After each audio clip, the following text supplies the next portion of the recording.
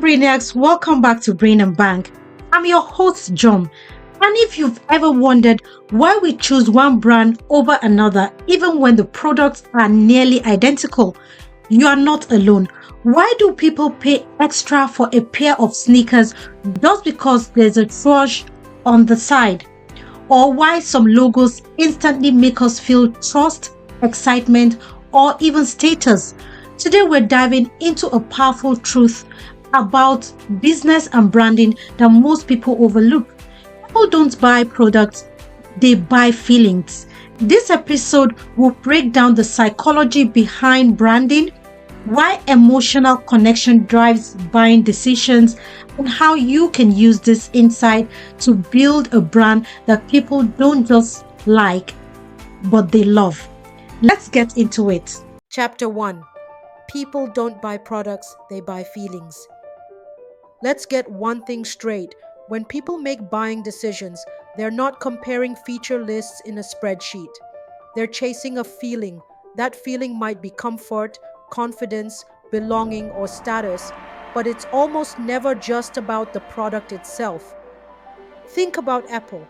They don't just sell phones, they sell elegance, creativity, and that sleek, minimalist lifestyle. Their messaging says, you're not just buying a device, you're joining a culture. It's not about megapixels or storage space, it's about how owning an iPhone makes you feel smart, stylish, part of something bigger. Or take Nike. Sure, they make shoes, but what they really sell is belief. Just do it isn't just a slogan, it's a mindset. When someone buys Nike, they're not thinking about arch support. They're buying into motivation, ambition, and the spirit of an athlete, even if they never leave the couch. And Coca-Cola, they're not just selling soda. They've spent decades tying their brand to joy, nostalgia, and togetherness. Their ads don't push product specs. They show families, friends, and memories being made. That emotional backdrop is what makes people choose Coke over just another drink. The bottom line, people want to feel something, connected, seen, inspired. When your brand gives them that feeling, they don't just become customers, they become loyalists. They remember how you made them feel, and that's more powerful than anything you can list on a product label. Chapter 2, the science behind emotional branding.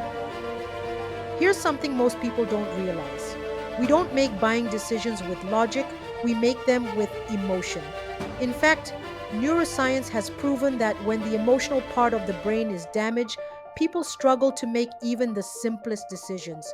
That's because emotion is the driver behind action, and logic just comes in to justify it afterward.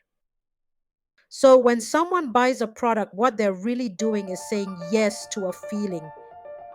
Let's break that down.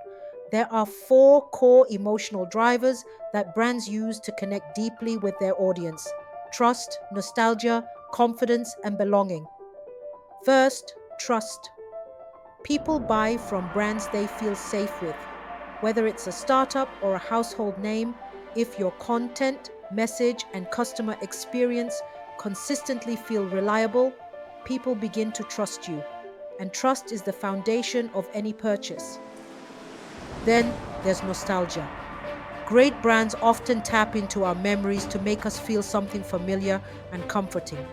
Think of how Lego or Disney doesn't just market toys or movies, they market childhood, imagination, and the magic of growing up. Next, confidence. Some brands make you feel powerful just by being associated with them. That's why people pay premium prices for luxury watches, premium software, or designer fashion. They're not just buying a product, they're buying a personal upgrade. And finally, belonging. Humans are wired to want to be part of something. When a brand builds community, identity, or shared values, it becomes more than a business. It becomes a tribe. That's how CrossFit built its loyal base, how Patagonia built its movement, and how brands like Glossier turned customers into ambassadors. The science is clear. People buy what they feel. If you want your brand to stand out, don't just speak to your audience's minds. Speak to their hearts. That's how loyalty is built, not through logic, but through emotion. Chapter 3: Why Story Sells Better Than Features. Here's something powerful to remember: features inform, but stories transform. You can list every spec, benefit, and bonus your product has to offer. But if your audience doesn't feel connected, they'll forget it by the end of the scroll. Why? Because humans are hardwired to respond to stories. It's how we've communicated meaning for thousands of years. And in branding, storytelling is what builds that emotional bridge between your product and your people. Think of the difference between these two pictures.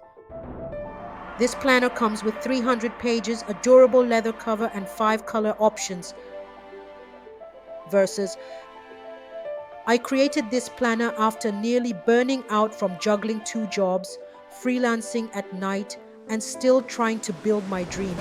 It's not just pages, it's the system that saved my sanity. One is a list, the other is a feeling. The first one informs, the second one connects. This is why personal brand stories are so powerful. They help people see themselves in your journey.